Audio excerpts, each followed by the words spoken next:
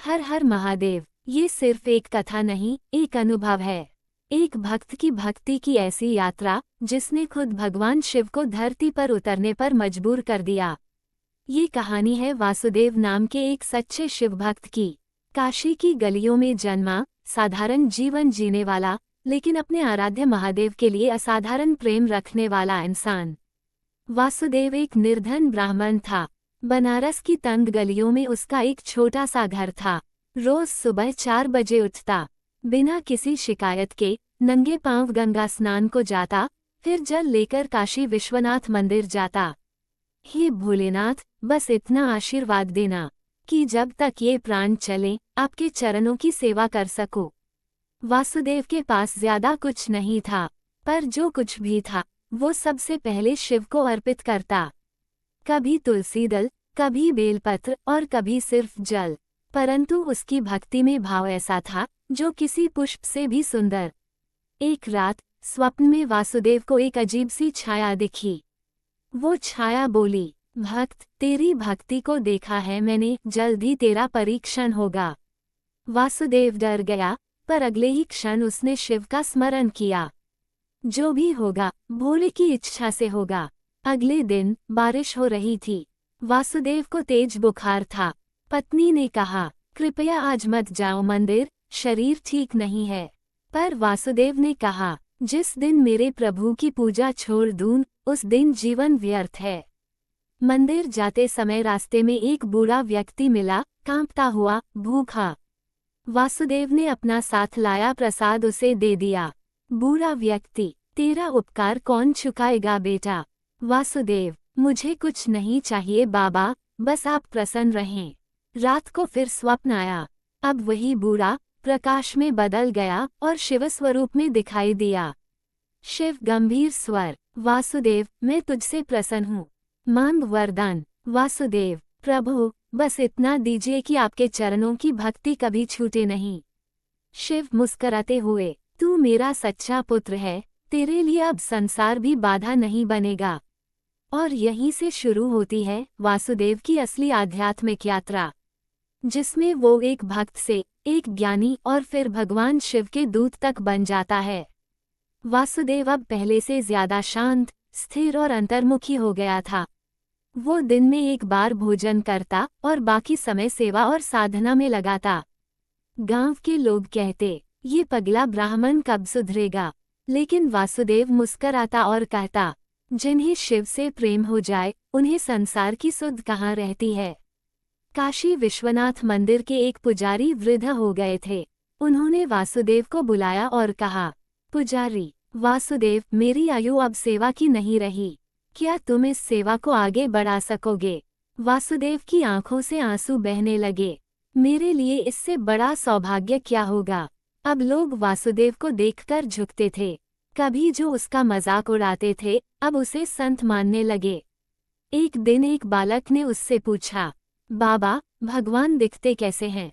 वासुदेव ने मुस्कराकर कहा, जब मन पुनर्तः शांत हो जाता है तब सब कुछ दिखने लगता है, शिव भी।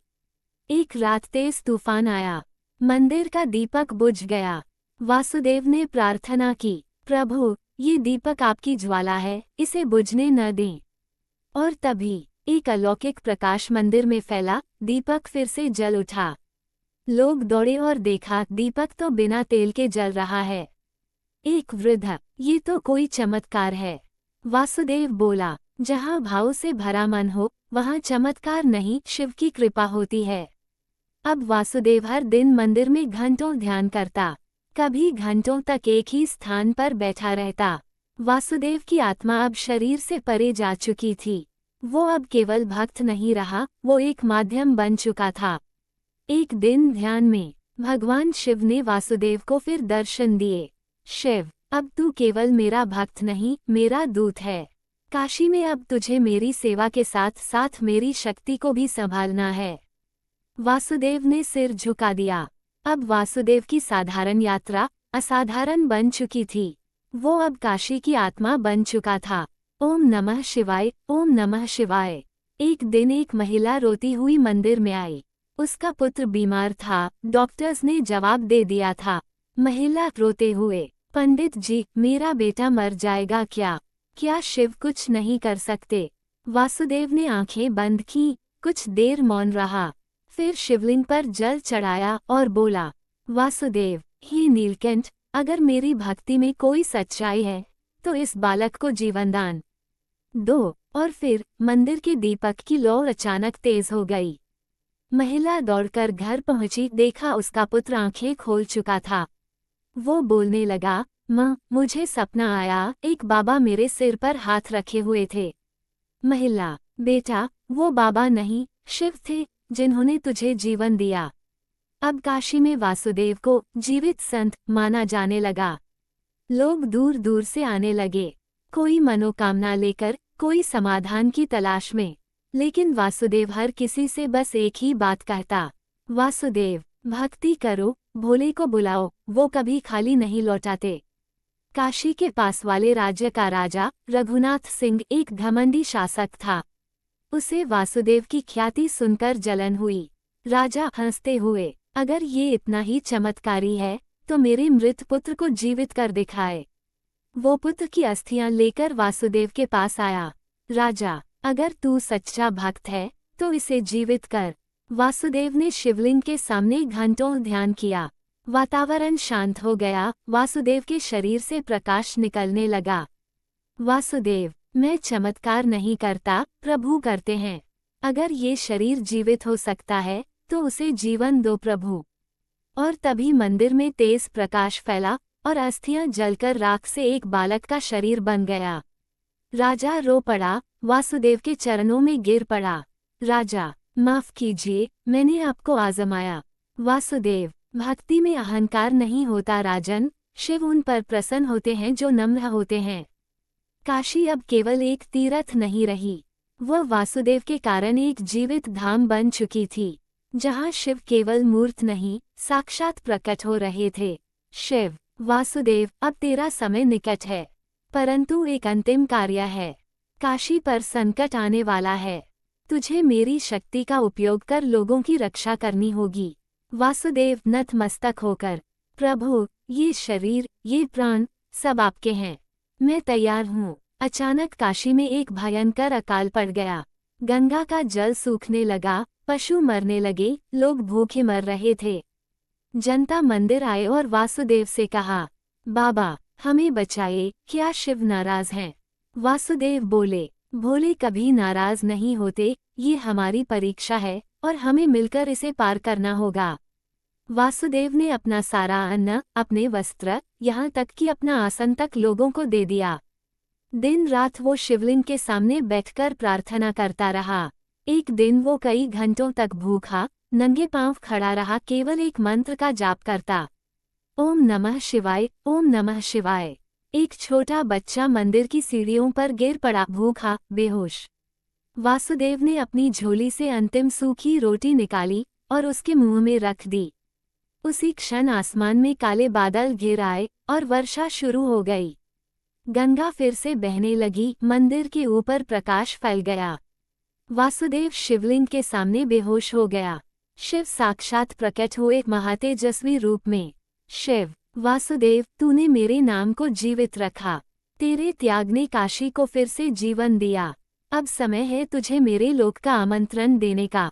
लोग दौड़े आए, देखा वासुदेव ध्यान में लीन होकर शरीर त्याग चुका है। मंदिर के ऊपर रोशनी चमक रही थी, मानो स्वयं शिव उसकी आत्मा को लेने आए हों। वासुदेव चला गया, पर पीछे छोड़ गया भक्ति की वो लौ, जो आज भी काशी की हर आरती, हर घंटी, हर दीप में जलती है। जटाठवी गल जल प्रवाह पावित स्थले। वासुदेव का शरीर वहीं काशी विश्वनाथ मंदिर में छोड़ दिया गया, लेकिन उसकी आत्मा प्रकाश बनकर ऊपर उठने लगी।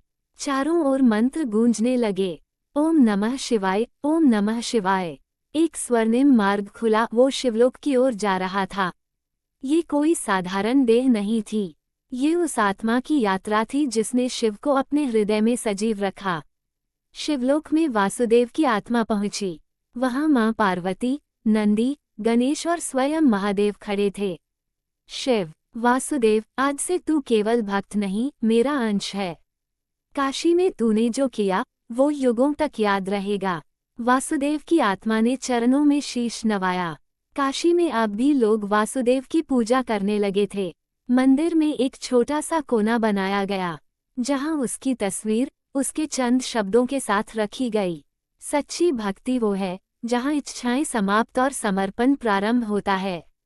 वासुदेव का जीवन एक साधारण ब्राह्मण से एक दिव्य आत्मा बनने की यात्रा थी, जहां ना वो राजी हुआ, ना डरा, ना झुका। बस एक बात पर अडिग रहा, मेरे शिव मुझसे दूर नहीं है। कभी कभी लगता है कि ईश्वर सुनते नहीं, कभी हालात टूटने की कगार पर ले आते हैं।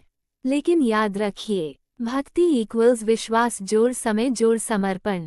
वासुदेव ने कोई वर मांगा नहीं, उसने सिर्फ सेवा की, और शिव ने उसे वो दिया जो इंसान सोच भी नहीं सकता, अमरता, शांति और साक्षात शिव के दर्शन। काशी कोई शहर नहीं, ये एक जीवित ऊर्जा है।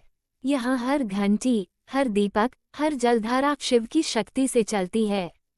जो यहाँ एक बार सच्चे मन से ओम नमः शिवाय कह दे, उसका जीवन अर्थ पा जाता है। आज इस कथा का अंत है, लेकिन वासुदेव की तरह क्या आप भी अपने जीवन में भक्ति का एक छोटा सा दीप जला पाएंगे? क्या आप रोज एक बार शिव को याद करेंगे? क्या आप किसी भूखे को रोटी देंगे? क्या आप बिना स्वार्थ के सेवा करेंगे? अगर हाँ, तो आप भी वासुदेव हैं।